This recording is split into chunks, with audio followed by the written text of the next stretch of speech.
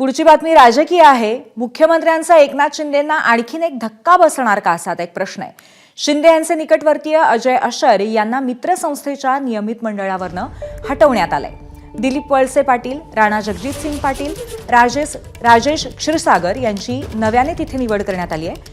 उपाध्यक्षपदावरती नव्याने 3 नावांसह मुख्य सचिव आणि इतर सचिवही सदस्य असणार आहेत।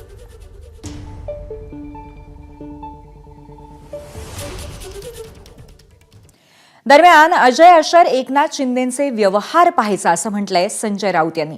अशर आणि त्याच्या आकांवरती ईडी कारवाई करणार का असाही त्यांनी प्रश्न विचारलाय। प्रवीण परदेशींच्या नेमणुकीचं स्वागत करतो असंही ते म्हणाले।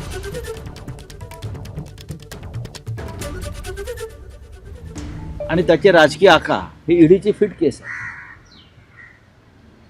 पण ईडी यांच्यापर्यंत पोहोचणार आहे का? गृह मंत्रालयानं अजय अशरला विरुद्ध गुन्हा दाखल करून त्याची चौकशी केली पाहिजे।